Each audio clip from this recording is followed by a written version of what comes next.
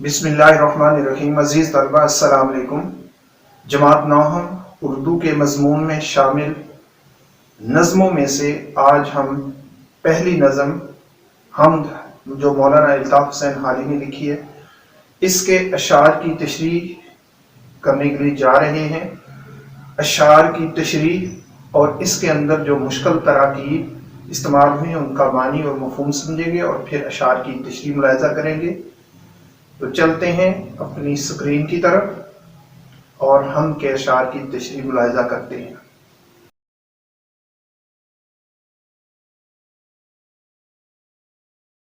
हमद का पहला शेर है। कब्जा हो दिलों पर और इससे सिवा तेरा, एक बंदा नाफरमान है हमद सरा तेरा। शेर की तशरीह से पहले इसके अंदर जो मुश्किल तराकीब इस्तेमाल हुई हैं उनका मफहूम देखते हैं। पहला लफ्ज है कब्जा, जिसका मतलब है अख्तियार या काबू। आगे लफ्ज है सिवा, जिसका मतलब है इलावा। अगला लफ्ज हमद सरा, इसका मतलब है अल्लाह की तारीफ करने वाला। आगे लफ्ज है बंदा नाफरमान, इसका मतलब है नाफरमान बंदा। शेर की तशरीह से पहले इसका मफहूम यह बनेगा, दिलों पर अल्लाह रब्बुल इज्जत को इस कदर कुदरत व अख्तियार है कि एक नाफरमान बंदा भी उसकी तारीफ कर रहा है। शायर मौलाना अल्ताफ़ हुसैन हाली ने अल्लाह ताला की अजमत व कुदरत का भरपूर इज़हार किया है। कहते हैं कि अगरचे मुझ में कोई खूबी नहीं, फिर भी उस ज़ाते करीम ने मुझे अपनी हम्द व सना बयान करने की तौफीक अता फरमाई है।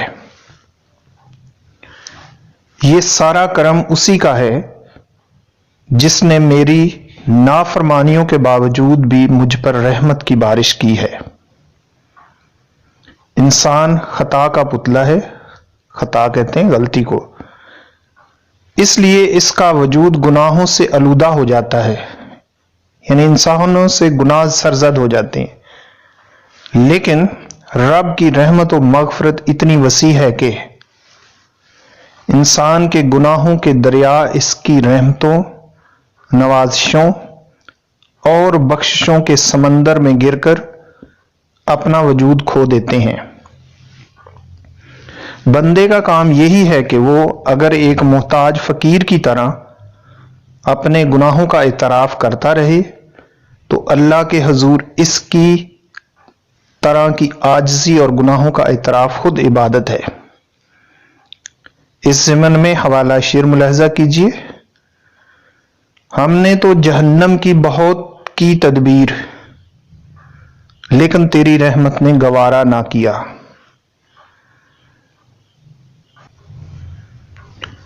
हमद का दूसरा शेर है। गो सबसे मुकद्दम है हक तेरा अदा करना, बंदे से मगर होगा हक कैसे अदा तेरा। इस शेर के अंदर जो मुश्किल अल्फाज इस्तेमाल हुए उनका मफहूम देखें। पहला लफ्ज है गो, इसका मतलब है अगरचे। आगे है मुकद्दम, पहला या बरतर। अगला लफ्ज है हक, इसका मतलब है वाजिब, बदला या साबित। शेर की तशरीह से पहले इसका मफहूम कुछ इस तरह से बनता है। अगरचे अल्लाह ताला की अताअत सबसे पहला फर्ज है, मगर इंसान हक की अदायगी से आजिज है। शायर मौलाना अल्ताफ़ हुसैन हाली लिखते हैं कि अल्लाह ताला ने इंसान को अशरफुल मखलूकात के दर्जे पर फायज किया है। अशरफुल मखलूकात यानी बहुत ऊंचा दर्जा, क्योंकि इसी शऊर जैसी नेमत अता की है। फिर इसी इंसान की हिदायत और रहबरी के लिए अंबिया कराम माबूस फरमाए। ان سب کا تقاضا ہے کہ انسان اللہ رب العزت کی اطاعت و فرما برداری کرے اور اس کے حقوق کو سب سے زیادہ مقدم رکھے۔ چنانچہ اللہ تعالیٰ کی نعمتوں کا سب سے بڑا اظہار تشکر یہ ہے کہ انسان اس ذات باری تعالیٰ کی نافرمانی چھوڑ دے۔ اللہ تعالیٰ نے کمال قدرت سے ساری دنیا کو تخلیق کیا ہے۔ اس کے احکامات کی حکم عدولی احسان فراموشی ہے، اس لیے اسی ذات سے محبت کرنی چاہیے جسے کبھی فنا نہیں۔ دوسرے مصرعے میں شاعر اپنی کمزوری کو بیان کرتے ہوئے کہتے ہیں کہ ہم انسان اپنی ہمت کے مطابق اللہ تعالیٰ کی اطاعت کرنے کی کوشش کرتے ہیں، لیکن اللہ کی عبادت کا حق ادا نہیں کر سکتے۔ چنانچہ ہم اللہ کی اطاعت کرتے ہوئے اپنی جان کا نذرانہ بھی پیش کر دیں، پھر بھی اللہ کی اطاعت کا حق ادا نہیں ہو سکتا۔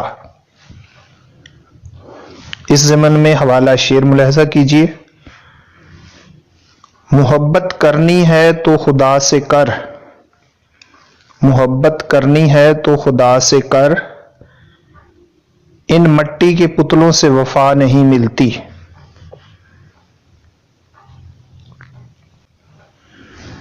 حمد کا تیسرا شعر ہے: محرم بھی ہے ایسا ہی جیسا کہ ہے نامحرم، کچھ کہہ نہ سکا جس پر یہاں بھید کھلا تیرا۔ اس شعر میں جو مشکل الفاظ استعمال ہوئے ہیں ان کا مفہوم دیکھتے ہیں۔ سب سے پہلا لفظ ہے محرم، جس کا مطلب ہے جاننے والا یا واقف۔ اگلا لفظ ہے نامحرم، جس کا مطلب ہے نا واقف یا جسے نہ جانتے ہوں۔ آگے لفظ ہے یہاں، اس کا مطلب ہوتا ہے یہاں یعنی اس جگہ۔ آگے لفظ ہے بید، اس کا مطلب ہے راز۔ اس شعر کی تشریح میں شاعر لکھتے ہیں کہ اگرچہ انسان کھلی آنکھوں سے کائنات کا مشاہدہ کر رہا ہے، مگر اس کی حقیقت اور اصلیت کو پا لینا ہر کسی کے نصیب میں نہیں ہوتی ہے۔ اس کی قدرت کے شاہکار نمونے، جن میں سورج، چاند اور ستاروں کو دیکھ رہا ہے، پھر بھی اندھیروں میں ہے۔ انسان کو دل کا نور تب ہی نصیب ہوتا ہے جب وہ اپنے آپ کو مکمل طور پر اپنے خالق و مالک کے حوالے کر دے۔ حالی دعویٰ کر رہے ہیں کہ جس پر اللہ تعالیٰ کی حقیقت ظاہر ہو جاتی ہے، وہ بھی اس کی شان کبریائی اور عظمت بیان کرنے سے قاصر رہتا ہے، کیونکہ عبادت و ریاضت سے قرب الہی تو نصیب ہو جاتا ہے، لیکن کائنات کے خالق و مالک کو مکمل طور پر سمجھنا اس کے بس کی بات نہیں ہوتی۔ گویا محرم یعنی جاننے والا اور نامحرم یعنی نہ جاننے والا دونوں ایک جیسے ہی ہوتے ہیں۔ اس ضمن میں حوالہ شعر: دل بینا بھی کر خدا سے طلب، آنکھ کا نور دل کا نور نہیں۔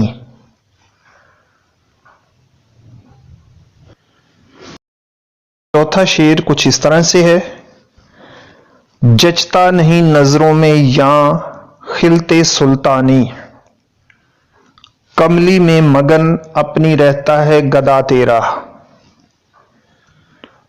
اس شعر میں جو مشکل تراکیب استعمال ہوئی ہیں ان میں پہلا لفظ ہے جچتا، جس کا مطلب ہے اچھا لگنا، پسند آنا۔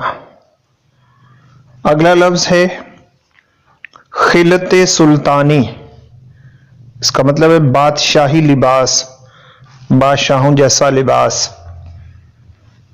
آگے لفظ ہے کملی، اس کا مطلب ہے کمبل یا درویشانہ لباس، عام سادہ سا لباس جو درویش لوگ پہنتے ہیں۔ اگلا لفظ ہے گدا، فقیر کو کہتے ہیں جس کو دنیا کے مال سے کوئی غرض و غایت نہیں ہوتی۔ شعر کی تشریح سے پہلے اس کا مفہوم کچھ اس طرح سے بنتا ہے: درویش اپنے پھٹے پرانے لباس میں بھی خوش اور مطمئن رہتا ہے، اس کی نظر میں بادشاہی لباس کی کوئی وقت اور حیثیت نہیں ہوتی۔ اس کی تشریح میں الطاف حسین حالی کہتے ہیں کہ جس شخص کو دنیا میں اللہ تعالی کی محبت نصیب ہو جائے وہ دیگر کسی قوت اور طاقت کا محتاج نہیں رہتا، نہ ہی کسی بادشاہ کی شان و شوکت کی اس کی نظروں میں اہمیت ہوتی ہے اور نہ ہی دنیاوی مال و دولت کی۔ بادشاہوں کے مقابلے میں ایک درویش جسے اللہ تعالیٰ نے قناعت، صبر اور شکر جیسی دولت سے نوازا ہے، راتوں کو میٹھی نیند سوتا ہے اور حرص و لالچ سے کنارہ کش ہو کر اللہ کے ذکر میں مشغول رہتا ہے۔ دراصل جس انسان نے اپنے مقام کو پہچان لیا اسے اپنے رب کی پہچان نصیب ہو جائے اور اس بات کا یقین ہو جائے کہ کائنات کا مالک رب العالمین ہے، پھر اس کی نظروں میں دنیا کی کوئی وقت نہیں۔ ان درویشوں کے لیے اللہ تعالی کی رضا سب سے بڑی نیکی ہوتی ہے اور اسے دونوں جہاں کی کامیابی و کامرانی سمجھتے ہیں۔ اس ضمن میں حوالہ شعر ملاحظہ کیجیے: کہاں سے تو نے اقبال سیکھی ہے یہ درویشی، کہاں سے تو نے اقبال سیکھی ہے یہ درویشی، کہ چرچا بادشاہوں میں ہے تیری بے نیازی کا۔ پانچواں شعر کچھ اس طرح سے ہے: تو ہی نظر آتا ہے ہر شے پہ محیط ان کو، جو رنج و مصیبت میں کرتے ہیں گلہ تیرا۔ اس شعر کے اندر جو مشکل الفاظ استعمال ہوئے ان میں پہلا لفظ ہے شے، جس کا مطلب ہے چیز۔ اگلا لفظ ہے محیط، اس کا مطلب ہے چھایا ہوا۔ آگے لفظ ہے رنج و مصیبت، اس کے معنی ہے دکھ و تکلیف۔ اگلا لفظ ہے گلہ، جس کا مطلب ہے شکایت، شکوہ۔ شعر کی تشریح سے پہلے اس کا مفہوم کچھ اس طرح سے بنتا ہے: اے اللہ، جو لوگ پریشانی اور تکالیف میں تیرا شکوہ کرتے ہیں آخر کار تو ہی انہیں اس جہاں کا حقیقی خالق و مالک نظر آتا ہے۔ شعر کے پہلے مصرعے میں شاعر اللہ تعالیٰ کی کبریائی کا اظہار کرتے ہوئے کہتے ہیں کہ دنیا کی ہر چیز اللہ کے قبضہ قدرت میں ہے، پوری کائنات کو اس نے تخلیق کیا ہے، سورج، چاند، ستارے اس کے حکم کے تابع ہیں۔ اگرچہ اللہ کا گلہ حقیقت میں نافرمانی اور ناشکری ہے، یہ صورتحال زیادہ دیر تک برقرار نہیں رہتی، پھر اللہ کی توفیق سے اس کے بے شمار احسانات سے خدا کی عظمت کا احساس ہونے لگتا ہے۔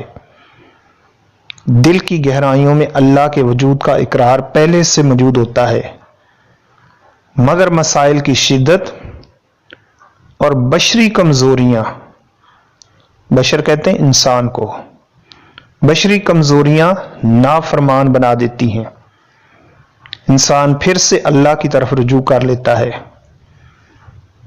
اس ضمن میں حوالہ شعر ملاحظہ کیجیے: उसी का हुक्म जारी है जमीनों आसमानों में और उनके दरमियान जो हैं मकीनों और मकानों में।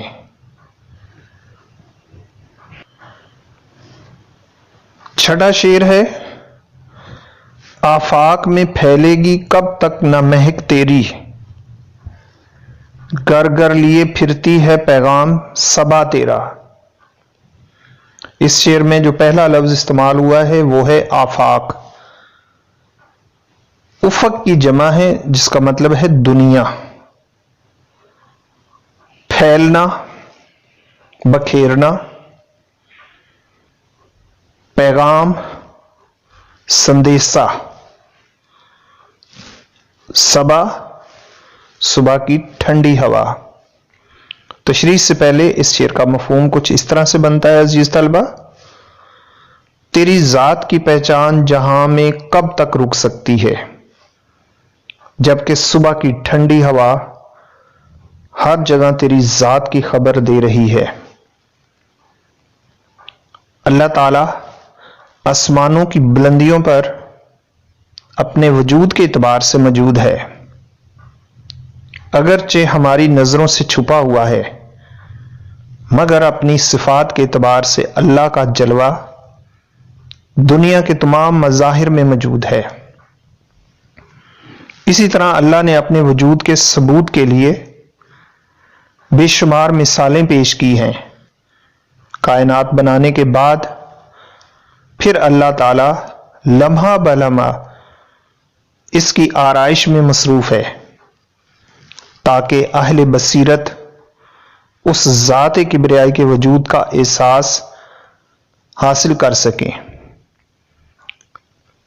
सुबह के वक्त नसीम सहर चलती है तो हर चीज मुअत्तर हो जाती है, और यह हवा हर घर में अल्लाह ताला का पैगाम पहुंचाती है। सुबह की ठंडी हवा जहां जहां से गुजरती है वहां पर अल्लाह ताला की तौहीद का प्रचार करती हुई गुजरती है। इसी तरह गुलशन की कलियां फूल बनती हैं और पूरा चमन सुबह के वक्त अल्लाह की कुदरत का एक दिलकश नजारा पेश करता है।